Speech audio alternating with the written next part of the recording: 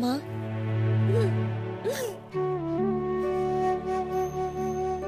মেঘ,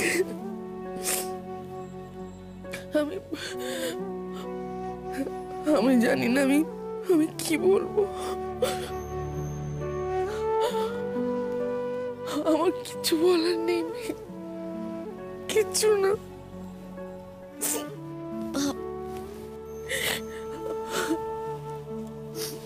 তোমাকে কিছু বলতে হবে না মা, তুমি কেঁদো না এভাবে। দিনের পর দিন আমি অন্ধ হয়েছিলাম, আমি বধির হয়েছিলাম। আমি কেন দেখতে পাইনি আমি জানি না। নাকি আমি দেখেও দেখিনি। ময়ূরীর করা অন্যায়গুলো আমার চোখে পড়েও পড়েনি। আমার জন্য মেঘ, আমার জন্য এত বড় সর্বনাশ ঘটে গেল। আমার জন্য তোর বাবা আমাকে। কেঁদো না মা, কেঁদো না। তুমি এভাবে কাঁদলে আমার খুব কষ্ট হচ্ছে মা। আমি জানি তুমি দিদিভাইকে অনেক ভালোবাসতে, তাই ভুল করেছিলাম আমি ভুল করেছিলাম। আমি ভুল মানুষকে ভালোবেসেছিলাম। ভালোবাসা পাওয়ার যোগ্য নয়, ভুল করেছি। মা, তুমিও যদি দিদিভাইয়ের মাথার উপর থেকে ছায়াটুকু তুলে নাও, তাহলে ও কোথায় গিয়ে দাঁড়াবে বলো তো? আচ্ছা, আজকে যে ও এরকম হয়ে গেছে সেটার জন্য কি শুধু ও একাই দোষী? আমাদের কারোর কোনো দোষ নেই? আমার দোষ মেঘ, সব দোষ আমার। হয়তো আমাদের সকলেরই দোষ, আর তার দোষ যে দিদিভাইকে ঠকিয়েছে। আমি ওকে ভালোবেসেছি, আদর দিয়েছি, আশকারা দিয়ে মাথায় তুলেছি। কেন জানিস? ছোট থেকে আমার মেয়েটা অসুস্থ, ও তো জীবনের সব আনন্দটুকু পাবে না। তাই ভাবতাম ও যতটুকু পেয়ে আনন্দে থাকুক। এটা বুঝতে পারিনি ওর সব পাওয়াটা ঠিক নয়। অনেক কিছু অন্যায় ও চাইতো, সেটা ঠিক নয়, বুঝতে পারিনি। তুমি একটু শান্ত হও, একটু জলটা খাও, করো, কেঁদো না এভাবে, খাও। তুই আমাদের কিছু বলবি বলে ডেকেছিলি? হ্যাঁ বাপি, তোমাদের একটা কথা জানানোর দরকার যে আমি কালকে নীলকে ডিভোর্সের পেপার পাঠিয়ে দিয়েছি।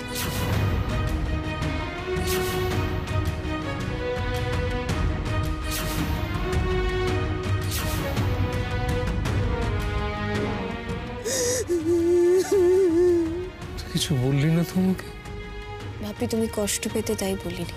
আর তাছাড়া এটা তো ইনএভিটেবল, পেপারসগুলো নীলই পাঠাবে বলেছিল। ও এত দেরি করছে দেখেই আমি পাঠিয়ে দিলাম। তুই নিজে এত বড় একটা ডিসিশন নিয়ে নিলি? করিস না মেঘ, এমন কাজ করিস না। তুই ফিরিয়ে নে। তোদের দুজনের মধ্যে কার জন্য অশান্তি সেটা তো তুই জানিস মেঘ। তাহলে কেন নিজেকে কষ্ট দিচ্ছিস? ফিরে যাওয়ার মতন জায়গায় আর কেউ নেই। ফিরে যাওয়ার মতো মনের তাগিদও কারণ নেই। আচ্ছা দেখুন, এই যে এই পুরো জায়গাটা দেখছেন, এই পুরো জায়গাটা ঘিরে ফ্লাওয়ার ডেকোরেশনটা হবে। হ্যাঁ, আর এই যে মাঝখানে জায়গাটা, এখানে ওরা বসবে। এখানে একটা স্পেশাল অ্যারেঞ্জমেন্ট হবে বসার জন্য। মাটিতে বসে সব হবে নাকি? হ্যাঁ, ওইটাই তো ট্র্যাডিশন। আমার বাবার ট্র্যাডিশন পছন্দ, ওরকমই হবে। আর সন্ধ্যের মধ্যে কিন্তু জিনিসটা খুব ভালো করে সাজিয়ে ফেলতে হবে। পারবেন তো? হ্যাঁ ম্যাডাম, হয়ে যাবে। মা, হ্যাঁ, তোমাদের এই ডেকোরেশনের ব্যাপারটা একটু থামাও, আমার তোমাদের সঙ্গে কিছু কথা আছে। নীল, এখন তো কাজ থামানো যাবে না। তোমার যা বলার পরে বলো। না মা, আমাকে এখনই কথাটা বলতে হবে, তোমাদেরকেও আমার কথা শুনতে হবে। নীল, তুইও না। ঠিক আছে, দাঁড়া, জাস্ট 1 মিনিট।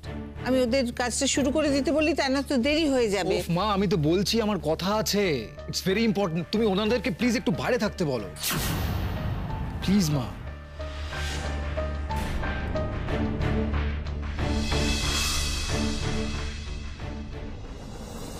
নীল, তোমার এই অ্যাটিটিউডটা না আমার বিরক্ত লাগছে। তোমার যদি এত ইম্পর্টেন্ট কিছু বলার ছিল সেটা তুমি আগে বললে না কেন? কোথায় ছিলে তুমি সকাল থেকে? সকালবেলাটা তো তোমার এই বাড়িতে থাকাটা ইম্পর্টেন্ট ছিল। মীনাক্ষী, রাগারাগিটা পরে কর, আগেও কি বলছে শুনে নাও। কি হয়েছে নীল? What's the problem? না না, এত কি প্রাইভেট ব্যাপার আমি তো কিছু বুঝতে পারছি না। হ্যাঁ শোনো, এই গিনির সঙ্গে রূপের তোমাদের এই যে যেটা করছো না, এনগেজমেন্ট না আশীর্বাদ ফরএভার কি একটা করছো তোমরা, এটা বন্ধ করো। রূপের সাথে গিনির বিয়ে হতে পারে না। What?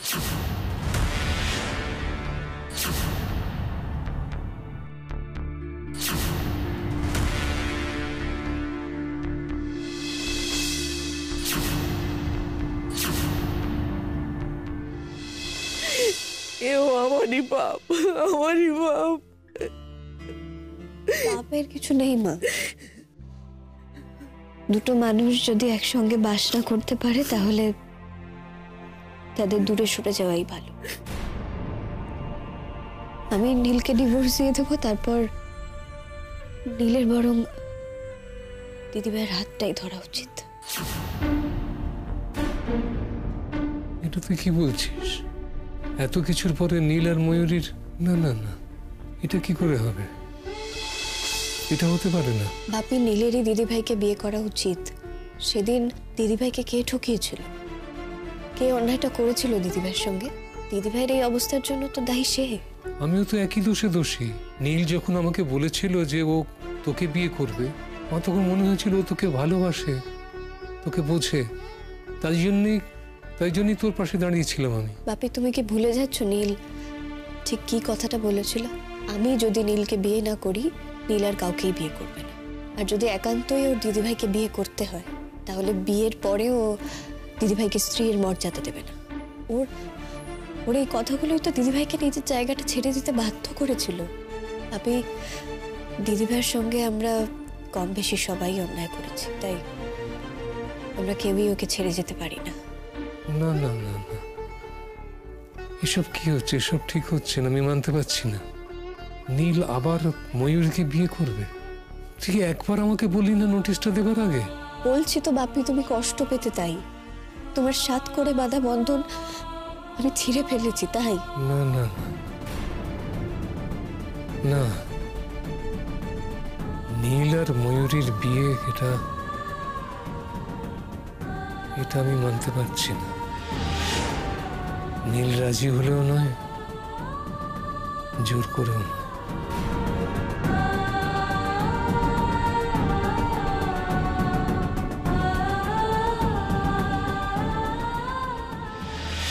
কি বললি তুই?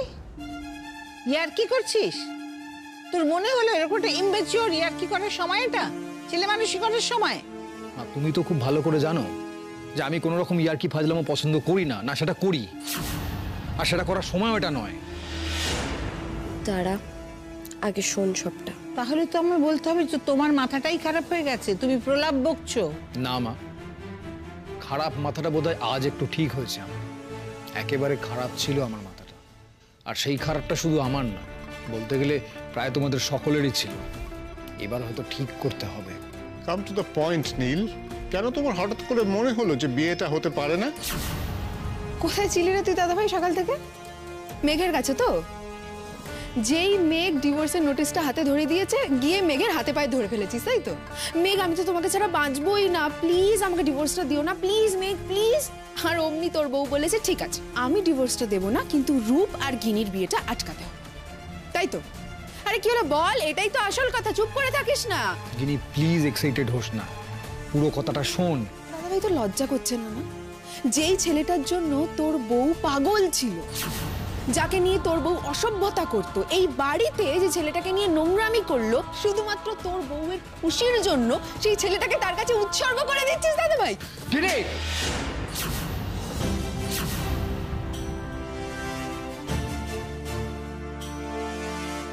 নীল,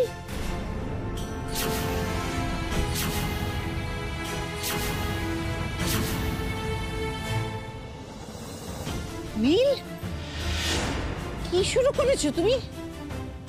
আজকে একটা আনন্দের দিন, সেটাকে নষ্ট করবার জন্য উঠে পড়ে লেগেছো। ছোট বোনের গায়ে হাত তুললে, ছি ছি ছি ছি ছি ছি। গিনি গিনি গিনি গিনি শোন, গিনি গিনি গিনি, কোথাও যাবি না তুই। আমার কথাটা সবার আগে, তোর শোনাটা সব থেকে বেশি জরুরি। সরি দাদা ভাই, আমি তোর কোনো কথা শুনতে পারবো না। তুই থাক তোর বউকে নিয়ে, যা খুশি কর তুই, তোর আবার তোর বউয়ের সাথে ঘর কর, যা ইচ্ছে তাই কর, কিন্তু আমার আর রূপের মাঝখানে আসবি না। যদি সেটা করিস তাহলে ভালো হবে না। আমি ভুলে যেতে বাধ্য হব যে তুই আমার দাদা ভাই। আমি ভুলে যাব আমাদের সম্পর্কটা, অসম্মানটা তোর হবে। গিনি, দাদা ভাইয়ের সঙ্গে কিভাবে কথা বলছিস তুই? সবকিছুর লিমিট থাকে একটা। দাদা ভাই নিজের লিমিটে আছে তো। Please Guinea, please. আমি মানছি তোর গায়ে হাত তোলাটা আমার অন্যায় হয়েছে, কিন্তু প্লিজ আমার কথাটা শোন। আমি যে কথাগুলো বলছি সেটা শকিং, তোর পক্ষে আমার কথাগুলো মেনে নেওয়া ডিফিকাল্ট, কিন্তু বিশ্বাস কর আমি কোনো মিথ্যে কথা বলছি না।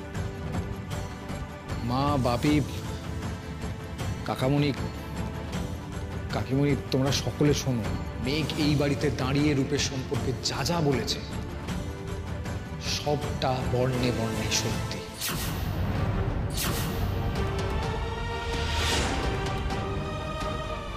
কথাগুলো মিথ্যে এই বিশ্বাসে তুমি মেঘকে ত্যাগ করেছিলে নীল। দাদা ভাই, আমি তোকে অনেক দিন আগেই বলেছি কোথাও একটা ভুল হচ্ছে, কোথাও একটা বড় রকমের ভুল থেকে যাচ্ছে। তুই প্রতিবার কিন্তু আমাকে অন্য কথা বলেছিস। বলেছি বলেছি ভুল ছিল, ভুল করেছি আমি। সবটা একটা বড় রকমের কনস্পিরেসি ছিল। আমাকে, আমাদের সকলকে কিছু দেখানো হয়েছিল, কিছু বোঝানো হয়েছিল, আর সেটার জন্য কিছু নাটক করা হয়েছিল। নীল, তুমি একটু পরিষ্কার করে বলবে? আমার কিন্তু ভীষণ ভয় করছে। তুমি কি করে এতটা শিওর হয়ে বলছো যে মেঘ যে কথাগুলো বলেছে ওগুলো সব ঠিক বলেছিল? বুঝতে পারছো না মা?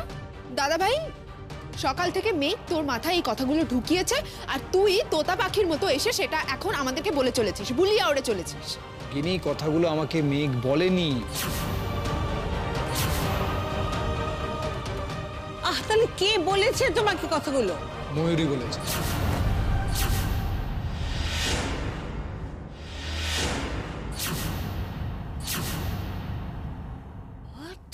মিথ্যে কথা, এগুলো সব মিথ্যে কথা দাদা ভাই।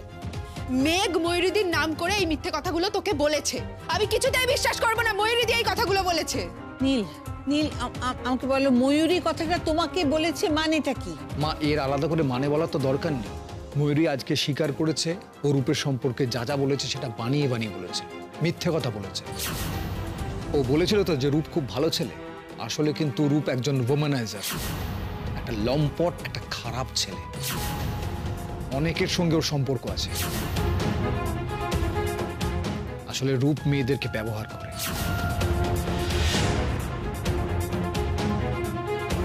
না না, আমার মাথায় একটা কথা কিছুতেই ঢুকছে না। ময়ূরী যদি সবকিছু আগে থেকে জেনে থাকে তাহলে আমাদের সকলের সামনে ও রূপের এত প্রশংসা কেন করেছিল? নীল, তুমি কিন্তু পরিষ্কার করে কিছু বলছো না। এটা আমাদের সকলের কাছে একটা মারাত্মক ব্যাপার। কোথায় ময়ূরী? ডাকো তাকে এখানে, আমি তার সাথে কথা বলতে চাই। আমি তার মুখ থেকে শুনতে চাই পুরো ব্যাপারটা কি হয়েছে। এই ফোনটা কোথায় রে? ফোনটা লাল, ফোনটা কোথায় রাখতো? না, ওকে ফোন করে কোনো লাভ নেই, ও হসপিটালাইজড। কাল রাতেই এসব কিছু ঘটেছে। ওয়ান্ডারফুল, ফ্যান্টাস্টিক দাদা ভাই। যদি আমরা ময়ূরীদিকে কিছু জিজ্ঞেস করি, তুই বলছিস ময়ূরীদি হসপিটালাইজড। বাহ, মানে আমার না তোকে আর কিচ্ছু বলার নেই, বিশ্বাস কর। কি মা, কি চলো কি হয়েছে? বসা বসা বসা, এখন বসা।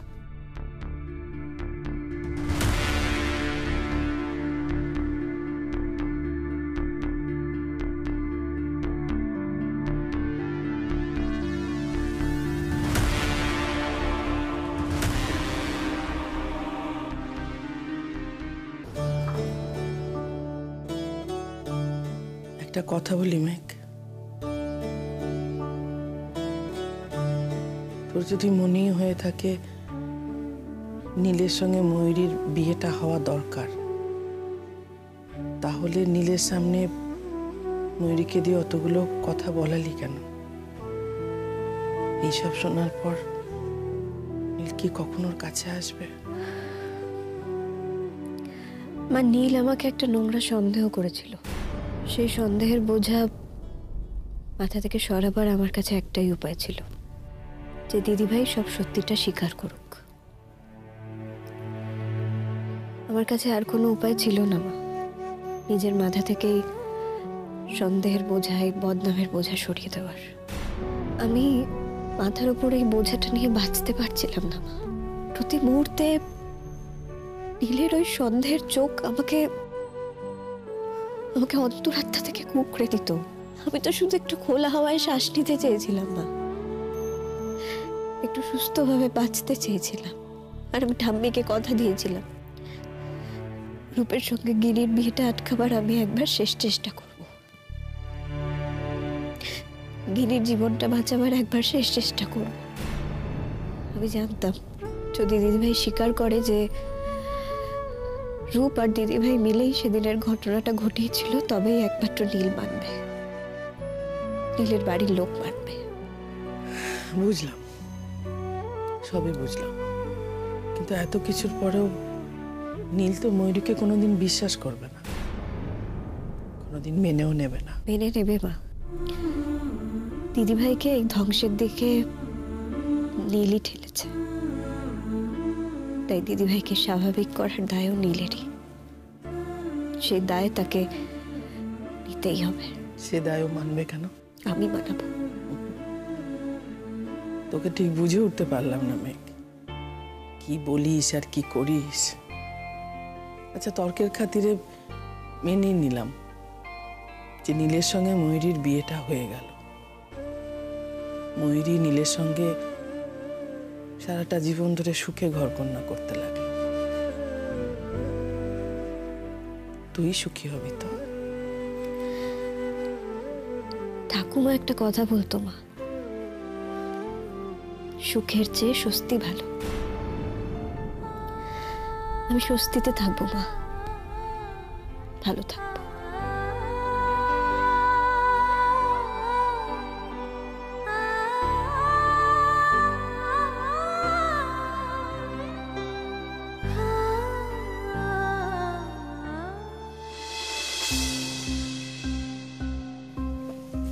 কি বুঝছিস? স্টেবল। ছোট, ও ছোট, তুই একটু রেস্ট কর, চিন্তা করিস না, আমি ওই দিকটা দেখে নিচ্ছি। দিদিভাই কি হবে? আমি তো কিছু বুঝতেই পারছি না, আমার কিছু মাথাতেই আসছে না। মা প্লিজ দেখো, এরকম করো না। দেখো, আমাদের তো একটা স্বস্তি যে বিয়েটা হওয়ার আগে আমরা ছেলেটাকে চিনে গেছি।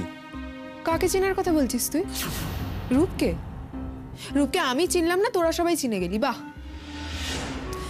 আমি বলছি তোমরা আমার কথা মিলিয়ে নিও। আমি 100% শিওর যে এই পুরোটার পিছনে মেঘের কোনো একটা নোংরা খেলা আছে। গিনি, এই সব ব্যাপারে না বৌদির ভূত দেখা বন্ধ কর। তুই মেঘকে বৌদি ডাকাটা বন্ধ কর। দাদা ভাই মেঘকে ডিভোর্স দিচ্ছে, আমি শিওর ওই মেঘ ময়ূরীদিকে কোনোভাবে এইসব কথা বলতে বাধ্য করেছে।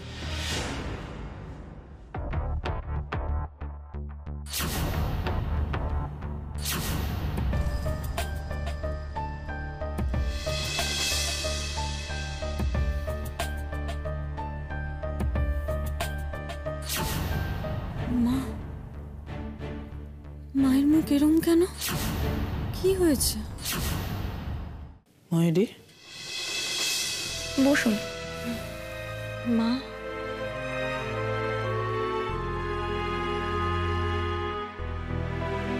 কেমন লাগছে? কষ্ট হচ্ছে? না মা, ঠিক আছে। আমি কি অনেকক্ষণ ঘুমাচ্ছিলাম নাকি মা? আমাকে এতক্ষণ ঘুম পাড়িয়ে তো রাখে না। প্রেশারটা ফল করছিল, তাই ওষুধ দিয়েছে। মা, মা তোমার মুখটা ওরম হয়ে আছে কেন? তোমাকে কিরকম একটা লাগছে, কিছু হয়েছে? না না, উঠতে হবে না, শুয়ে থাক। না মা, ভাল লাগছে না, আমি এভাবে শুয়ে থাকতে পারবো না, প্লিজ একটু উঠে দাও।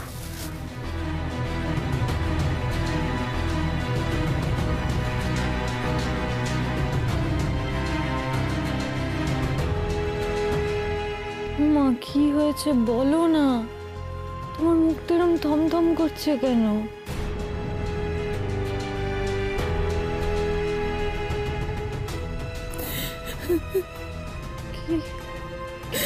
হয়েছে মা? কি হলো? কাঁদছো কেন এভাবে? বলো। কি করে করলি ময়ূরী তুই? কি করে করলি এত কিছু? এত নিচে নেমে গেলি তুই?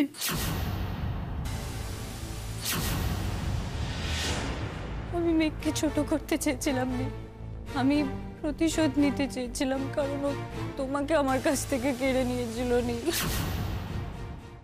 এ কি সর্বনাশের খেলা খেললি? রূপের ওপর মেঘের কোনো রকম দুর্বলতা কোনোদিন ছিল না, ও রূপকে ঘেন্না করতো। সকলের জীবন তুই এইভাবে তছনছ করে দিলি। কি পেলি তুই এইভাবে? বলতো কি পেলি? তোর কোনো আইডিয়া আছে তুমি একসঙ্গে কতজনের জীবনের সর্বনাশ করেছো? আমার, মেঘের, গিনির। কেন করলি ময়ূরী? কেন করলি বল? তোর জীবনে এমন কিসের প্রয়োজন ছিল বল? একটা একটা নীল তোর জীবনে এত জরুরি হয়ে গেল? সর্বনাশ, মাথা থেকে সব উড়ে গেছিল আমার। কি কি বলেছি, কি কি করেছি, গড, মা গো মা, আমার মাথাটা কিরম করছে, মাথাটা ঝিমঝিম করছে। আমি কিচ্ছু ভাবতে পারছি না, কিচ্ছু পারছি না। মাগো,